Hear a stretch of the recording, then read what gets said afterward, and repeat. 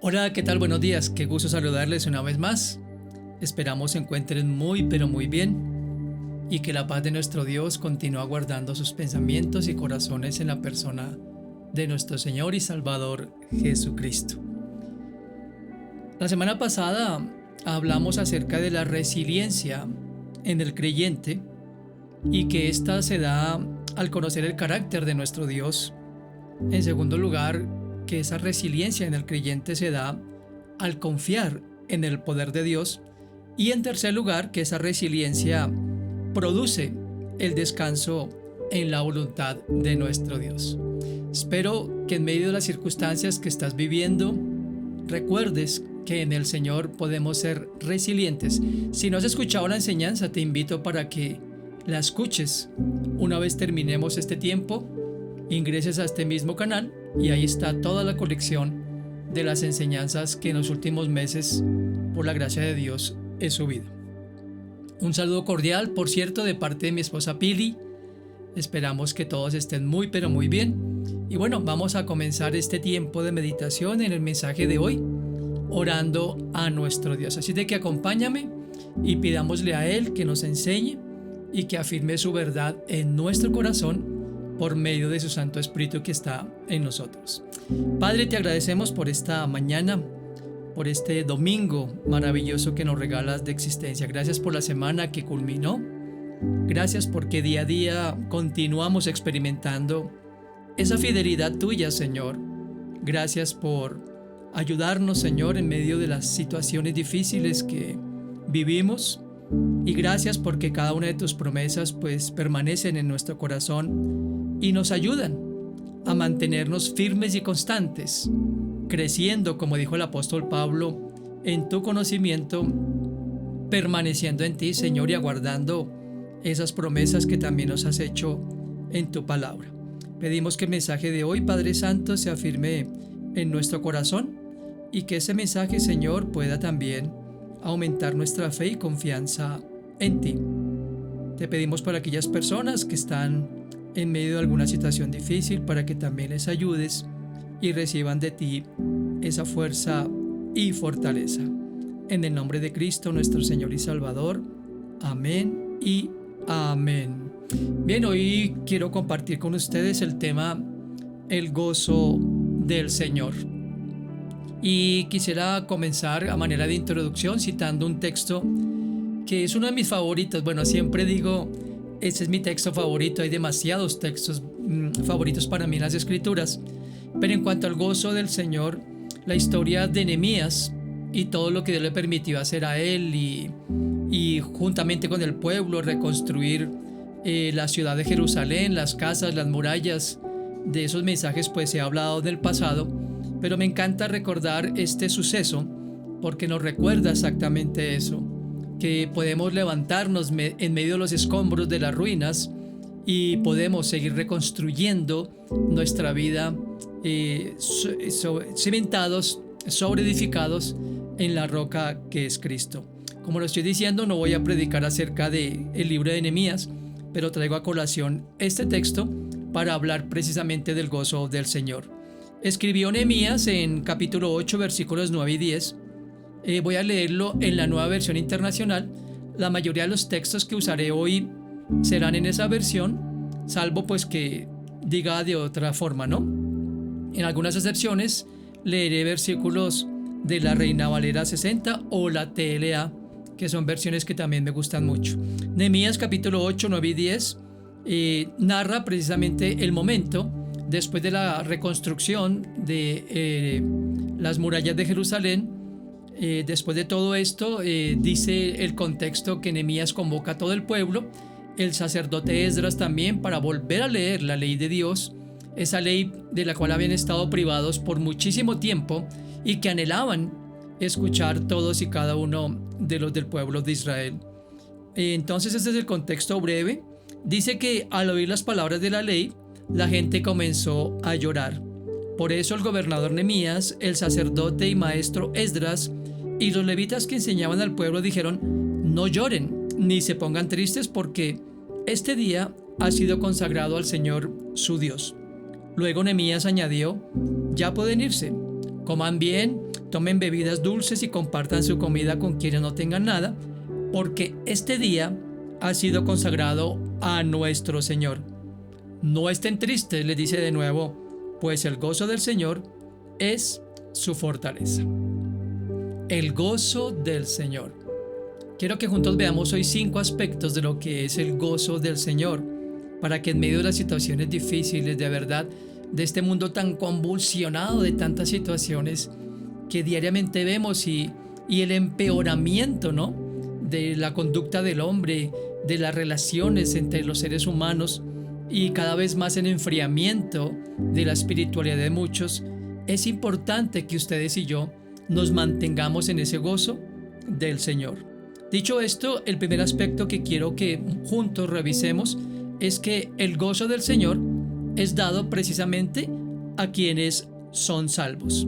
Hay una historia o un relato que está en el Evangelio de Lucas, capítulo 2, que narra precisamente cuando los ángeles hablan a los pastores que estaban aguardando la promesa de la venida del Salvador, del Mesías prometido, y dice el texto de Lucas 2, 15, 16: después de que los ángeles volvieron al cielo, los pastores se dijeron unos a otros: vayamos corriendo a Belén para ver esto que Dios nos ha anunciado. Los pastores fueron deprisa a Belén y encontraron a María y a José y al niño acostado en el pesebre. Dice el versículo 20 de Lucas 2: finalmente, los pastores regresaron a cuidar sus ovejas y por el camino iban alabando a Dios y dándole gracias por lo que habían visto y oído. Todo había pasado tal y como el ángel les había dicho. Es bien interesante poder recordar un aspecto de este relato que muchas veces usamos para recordar la venida de nuestro Mesías Salvador y la anunciación a los pastores también, como en este caso. Y vemos aquí un aspecto muy relevante donde dice que ellos, después de que fueron testigos de el nacimiento del Mesías Salvador, ellos volvieron o regresaron por el camino e iban alabando a Dios y dándole las gracias. La condición de los pastores, es decir, su labor como pastores, valga la redundancia, su condición externa no cambió, pero su condición interna había sido transformada. El gozo estaba ahora en sus corazones y por eso iban tan contentos alabando a Dios. Otro texto que podemos mencionar en cuanto a esto es que cuando Pablo y Bernabé predicaron la palabra de Dios a los no creyentes, ellos, los que no eran judíos, se regocijaron por esas buenas noticias. Hechos capítulo 13, versículos 44 al 49 dice lo siguiente: al sábado siguiente, casi toda la gente de la ciudad se reunió en la sinagoga para oír el mensaje de Dios que iban a dar Pablo y Bernabé. Pero cuando los judíos vieron reunida a tanta gente, tuvieron envidia. Entonces comenzaron a decir que Pablo estaba equivocado en todo lo que decía y también lo insultaron. Pero Pablo y Bernabé les contestaron con mucha valentía: nuestra primera obligación era darles el mensaje de Dios a ustedes los judíos, pero como ustedes lo rechazaron y no creen, merecer la vida eterna, ahora les anunciaremos el mensaje a los que no son judíos, porque así nos lo ordenó Dios. Yo he puesto Israel para que seas luz de las naciones, para que anuncies mi salvación hasta el último rincón del mundo. Cuando los que no eran judíos oyeron eso, se pusieron muy contentos y decían que el mensaje de Dios era bueno, y todos los que Dios había elegido para recibir la vida eterna creyeron en él. El mensaje de Dios se anunciaba por todos los lugares de aquella región. Aquí hay una verdad para memorizar. No es posible que separemos la salvación del gozo. Cuando nosotros experimentamos esa renovación en el Espíritu, cuando entendemos, no solamente con nuestra mente sino el corazón, de dónde fuimos sacados y a dónde fuimos trasladados, como muchos de los pasajes de la Biblia nos lo dicen, entonces podemos experimentar ese verdadero gozo. El saber que hemos sido salvados por la gracia del Señor debe llenarnos de seguridad, de esperanza y de un profundo gozo, como aconteció en los relatos que acabo de mencionar. En segundo lugar, el gozo del Señor reside en nosotros juntamente con el Espíritu Santo. Al haber oído y creído el mensaje de salvación, dice Pablo en su carta a los Efesios que todos nosotros fuimos sellados con el Espíritu Santo de la promesa. Dice Efesios 1, versículos 11 al 13. Vamos a leer Efesios 1 del 11 al 13, donde dice: en Cristo fuimos hechos herederos, pues fuimos predestinados según el plan de aquel que hace todas las cosas conforme al designio de su voluntad, a fin de que nosotros, que fuimos los primeros en poner nuestra esperanza en Cristo, seamos para alabanza de su gloria. Dice el versículo 13: en él también ustedes, cuando oyeron el mensaje de la verdad, el evangelio que les trajo la salvación, y lo creyeron, fueron marcados, dice esta versión, con el sello que es el Espíritu Santo prometido. En la versión Reina Valera 60, este versículo de Efesios 1:13 dice: fueron sellados con el Espíritu Santo de la promesa. Eso significa que fuimos entonces ubicados, colocados, posicionados en el reino de Dios. El Espíritu mora en nosotros, y el Espíritu no vino solo. Dice Pablo en su carta a los Gálatas capítulo 5 verso 22 que el fruto de la presencia del Espíritu es amor, gozo, paz, paciencia, benignidad, bondad, fe, mansedumbre, templanza. Como podemos ver, aquí habla del gozo que tenemos nosotros por estar en Dios y Dios en nosotros. Es una verdad maravillosa que debe llenarnos también de mucha seguridad, de profundo significado en la vida de cada uno de nosotros. Aquí hay una segunda verdad para que memoricemos nosotros.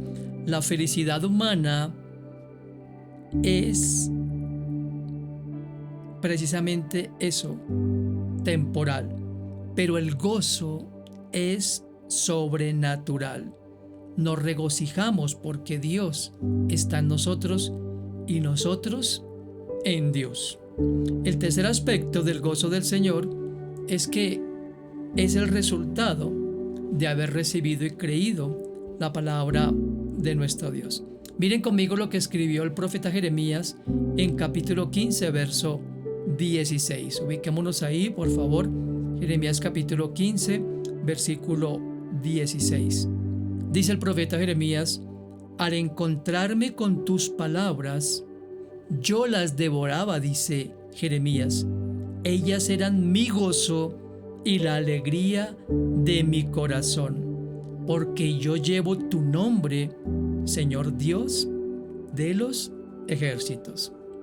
Esto que dijo Jeremías me hizo recordar las palabras del salmista, cuando compara la palabra de Dios, el contenido de cada palabra de lo que Dios dijo, la compara con la miel y la miel que emana del panal.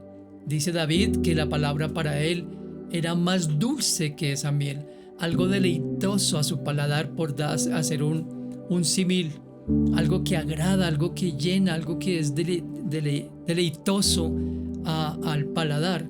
Así dice aquí Jeremías, él comía de esa palabra. Obviamente es una analogía, pero dice que cuando esa palabra llegaba a su interior, le daba gozo y alegría a su corazón, porque era el mismo Dios hablando a él. Así es de que cuando tú y yo escuchamos más y más y más a Dios, por eso es tan importante, mi querido amigo o amiga, que pasemos tiempo de calidad. Lo he dicho en infinidad de momentos, en muchos de los mensajes que he compartido a través de este medio. Cuán importante es que ustedes y yo nos nutramos, nos llenemos de esa palabra de vida, que como dice aquí Jeremías y mencionaba de David, debe ser algo que nos deleite, que sea algo de verdad que anhelemos en el corazón. Una tercera verdad para memorizar. Frente a tantas verdades negativas o relativas más bien con las que nos encontramos en este mundo, porque vivimos en un mundo lleno de relativismo. Pero escúchame bien, la verdad absoluta de Dios es la que permanecerá para siempre, porque es eso, es absoluta. Esa verdad nos alienta, nos transforma, nos ayuda, nos renueva, cada vez nos llena más y más de esperanza, ¿no es así? Cuando nosotros atendemos con fe y permitimos que la palabra de Dios no solamente llegue a nuestros sentidos, a nuestra mente, y la podamos discernir y permitir que el Espíritu la transforme en vida, porque esto no es solamente letra. Por eso fue que Pablo en su segunda carta a los Corintios escribió: no es por la letra, sino por el Espíritu, porque la letra mata, pero el Espíritu da vida. Así es de que cada una de las promesas de Dios se constituyen en vida, en esperanza, en ese alimento sólido, en ese alimento que nutre, que es deleitoso. Es cuando realmente el Espíritu está en nosotros. El cuarto aspecto que quiero compartir en esta mañana con ustedes en cuanto al gozo del Señor es que el gozo del Señor es mucho más profundo en las dificultades. El gozo que proviene de una relación con Dios, específicamente en el contexto de nosotros como creyentes, se interpreta como una alegría profunda y duradera que no depende de las circunstancias externas, sino de la presencia y del favor de Dios. Es un gozo que fortalece y capacita para enfrentar la vida con esperanza y con valor. Acompáñame y juntos leamos lo que Pablo escribió a la iglesia de Tesalónica en su primera carta, primera de Tesalonicenses, capítulo 1, versículos 4 al 7. Primera de Tesalonicenses, capítulo 1, 4 al 7. Hermanos amados de Dios, escribió el apóstol, sabemos que Él los ha escogido, porque nuestro evangelio les llegó no solo con palabras, sino también con poder, es decir, con el Espíritu Santo y con profunda convicción.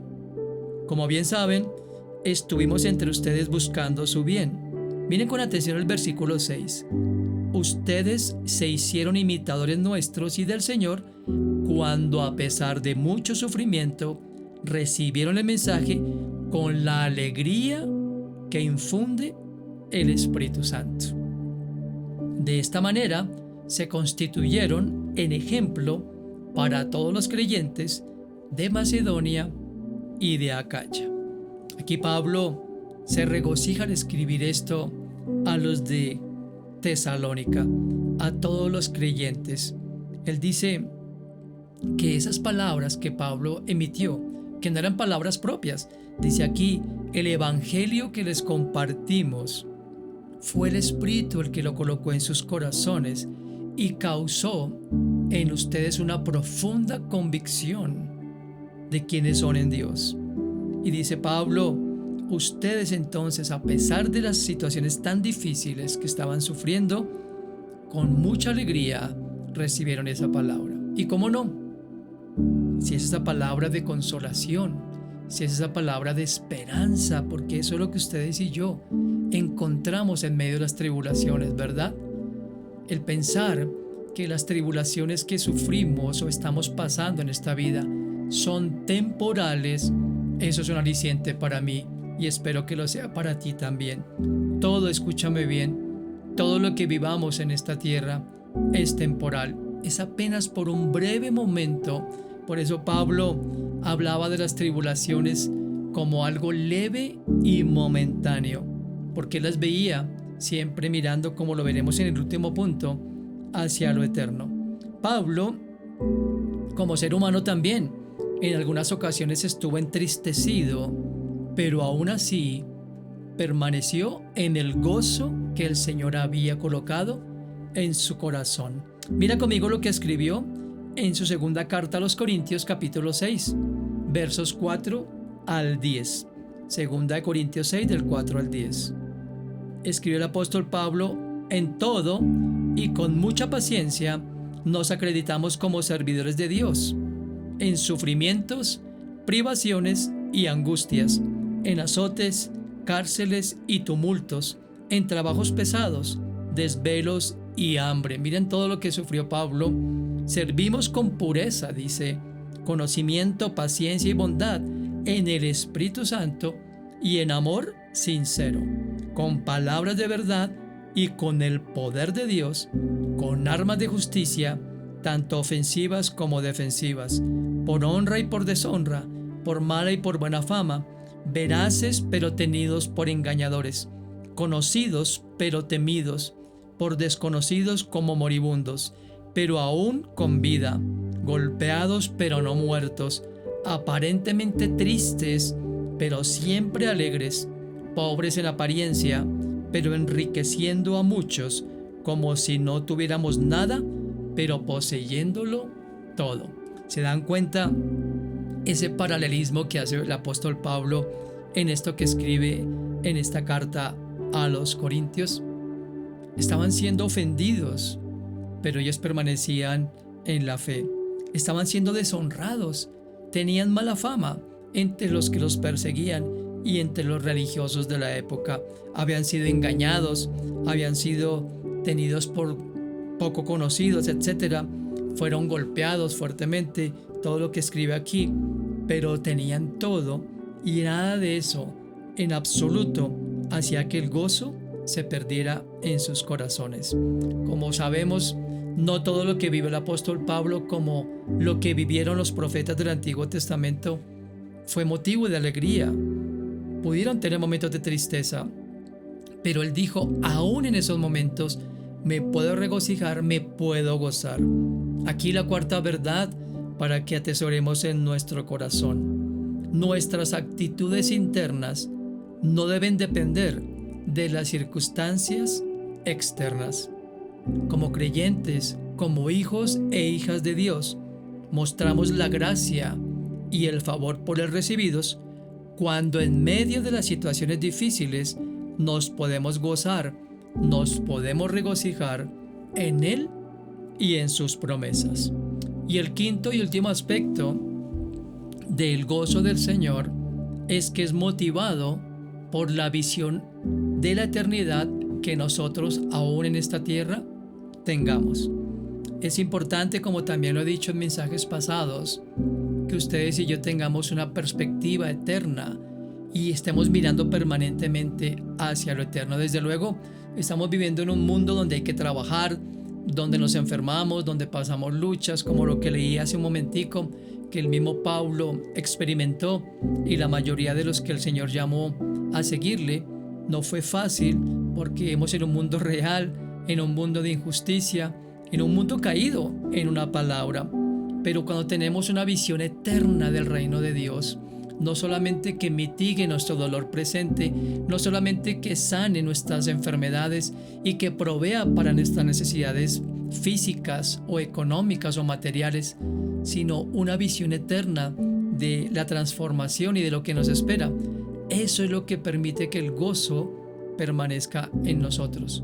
Dicho en palabras sencillas, el saber que todo esto, como ya también lo mencioné, es apenas por un breve momento, pero que realmente viene lo mejor para cada uno de nosotros.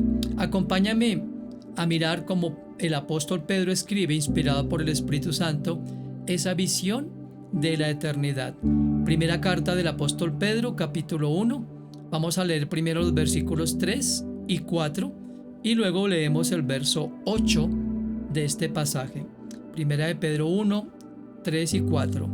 Bendito sea Dios, Padre de nuestro Señor Jesucristo, por su gran misericordia nos ha hecho nacer de nuevo mediante la resurrección de Jesucristo de entre los muertos, para que tengamos, subraya eso en tu Biblia, una esperanza viva y recibamos una herencia que no se puede destruir, contaminar o marchitar. Tal herencia está reservada en el cielo para ustedes. ¿Se dan cuenta? Esa es la herencia que nos prometió Dios. No tesoros en la tierra, no cosas aquí en la tierra, en el cielo. Y dice aquí que es una herencia que no se puede destruir, ni contaminar, ni marchitar. Dice el verso 8 de 1 de Pedro 1, ustedes lo aman a pesar de no haberlo visto, y aunque no lo ven ahora, creen en él y se alegran con un gozo indescriptible y glorioso. Ninguno de nosotros, por obvias razones, vio a Jesús, pero creemos en cada promesa, creemos en su obra de redención, creemos en su resurrección y creemos que todo esto que Pedro escribió, inspirado por el Espíritu Santo, es lo que nos aguarda. Tenemos una esperanza viva que late en nuestro corazón, que es vigente, que nadie nos la puede quitar, ni el sistema de este mundo, ni el maligno, ni nuestros temores. Nada de eso puede cambiar esa realidad gloriosa de la eternidad con nuestro Dios. Aquí entonces quisiera compartir una quinta verdad para que memorices. La resolución de regocijarnos no es natural, es algo sobrenatural. A este respecto, leí el poema de un pastor, poema que escribió tras la muerte de su esposa y del que sería su cuarto hijo. Él dijo lo siguiente: podré sentir que los caminos de mi padre no tienen sentido, mi corazón podrá dolerse, pero en mi alma sé que sé que el error no ha cometido. Mis planes tan queridos podrán derrumbarse, mis esperanzas podrán disiparse, pero aún confiaré que mi Señor, quien conoce el camino, habrá de guiarme. Aunque la noche sea oscura y pareciera que el día nunca llegase, pondré mi fe y mi todo en Él, pues Él jamás podrá equivocarse. Hay tanto que yo no puedo ver, mi vista muy nublada está, pero venga lo que venga, simplemente voy a confiar y a Él mis cargas voy a entregar, porque en algún momento la niebla se va a disipar y Él todo lo va a aclarar. A través del camino, aunque oscuro para mí, Él no se ha equivocado ni siquiera una sola vez. Yo, leyendo este poema, decía: Dios, yo no sé si yo hubiera podido escribir algo semejante como lo que escribió este pastor. A propósito, fue un pastor que vivió en el año 1932. Pero aquí él comienza diciendo: aunque sus planes tan queridos podrán derrumbarse y sus esperanzas disiparse, aún podrá confiar en que su Señor siempre habría de guiarle. No era una situación fácil para él. Había perdido a su esposa y al que sería su cuarto hijo, como lo mencioné hace un momento. Pero esa es la esperanza que tenía este hombre, una esperanza en la eternidad, seguramente al igual que nosotros.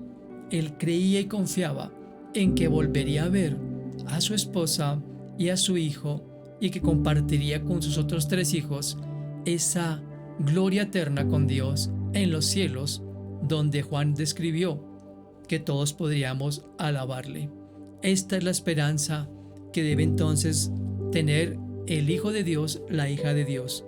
En conclusión, el gozo del Señor es dado a quienes son salvos. Ese gozo reside en nosotros por el Espíritu Santo. Es el resultado de haber recibido y creído la palabra de Dios. Ese gozo es más profundo en los momentos de dificultad.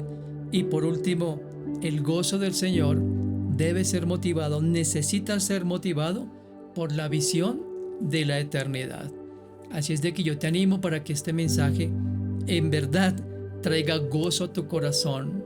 No es un gozo que pueda darnos persona alguna, No es un gozo que pueda darnos religión alguna, ni la práctica de nada que pueda transformar nuestro corazón y darnos esperanza. El único que puede darnos ese verdadero gozo es el Señor. Y por eso, como lo cité en la introducción, fue que Nehemías le dijo al pueblo: no lloren, hoy es un día para el Señor. El gozo del Señor es nuestra fortaleza. Ellos habían podido llegar a la culminación de la construcción de los muros de Jerusalén. Ellos habían podido concluir su tarea porque el Señor les había ayudado y porque Él estaba con ellos. Nosotros podemos terminar la carrera que tenemos por delante, como dijo el autor a la carta a los Hebreos. Si tenemos nuestros ojos puestos en Cristo, aquel que fue el autor y consumador de la fe, ese gozo permanecerá, porque si creímos de corazón en el plan de Dios, como ya lo leí también, hemos sido sellados con el Espíritu Santo de la promesa, y Él permanecerá con nosotros, recordándonos todas las cosas que hemos aprendido, que nos han sido enseñadas. Así es de que mucho ánimo frente a cada situación. Recuerda, siempre recuerda, todo lo que estamos viviendo es temporal, como lo escribe Pablo, y el gozo del Señor debe ser nuestra fuerza. Padre, te damos gracias por este tiempo, gracias por este mensaje, Señor, que hoy nos recuerda que tenemos ya tu gozo, Señor, que todos los que hemos creído en la salvación que nos ha sido dada por medio de Jesucristo, ya fuimos sellados por el Espíritu Santo de la promesa, y que tu Santo Espíritu, Señor, como parte de ese fruto, nos ha dado el gozo de saber que en un mundo tan difícil, de saber que aunque luchamos con nuestra propia naturaleza caída, de saber que todo lo que pueden ver nuestros ojos físicos es totalmente débil, es totalmente imperfecto. Sin embargo, podemos seguir mirando hacia aquel que es perfecto. Gracias por haber traído gozo a nuestra vida, Señor. Gracias por tu Santo Espíritu. Gracias por tu palabra que cada día nos llena más y más de las certezas de la eternidad. Y gracias porque en medio de las dificultades podemos recordar, como ya lo cité, que tu gozo es nuestra fuerza y fortaleza. Yo oro por cada persona que aún no te conoce, Señor, para que pueda experimentar esa comunión contigo, esa relación contigo, Señor, que es la única manera en que podemos permanecer de pie frente a las situaciones difíciles de esta vida. Permite que tu palabra, Señor, como siempre lo haces, penetre en lo más profundo de los corazones y podamos por ella seguir creciendo y permaneciendo en tanto aguardamos tu gloriosa venida o somos llamados por ti para ocupar el lugar que ya preparaste para nosotros. Fortalece, Señor, al que está hoy débil. Levanta al que está desalentado con esas palabras, Señor. Y una vez más, que sea tu gozo ayudándoles en su debilidad. Gracias te damos por este espacio y este tiempo. En el nombre de Cristo nuestro Señor. Amén. Bien, como siempre les animo, por favor, para que compartan esas enseñanzas con las personas que tienen en sus contactos. Usamos esos canales de difusión porque es un medio que también Dios permite para que su palabra corra y llegue a corazones que necesitan esa esperanza que ustedes y yo tenemos como hijos de Dios. Recuerden que entre semana tenemos los grupos de estudio bíblico Conociendo a Dios. Miércoles 7 de la noche nuestro grupo de oración y también, por supuesto, nuestros tiempos de meditación bíblica. Si ustedes desean recibir estas meditaciones por audio, con todo el corazón les comparto estas meditaciones por el WhatsApp.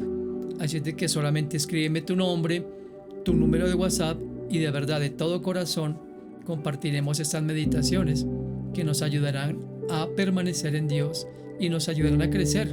Son formas de estimularnos, son maneras en que, como dice la palabra de Dios, como parte del cuerpo de Cristo, nos podemos animar a las buenas obras. Un saludo de mi esposa Pili. Mil gracias por orar por nosotros, por este ministerio maravilloso que Dios en su gracia nos permite desarrollar, y gracias de verdad por las oraciones por nosotros. Que Dios les bendiga. Nos vemos el próximo domingo. Que tengan una excelente semana y que la paz de nuestro Dios continúe guardando sus corazones y sus pensamientos en la persona de nuestro Señor Jesucristo. Cuídense mucho y hasta el próximo domingo.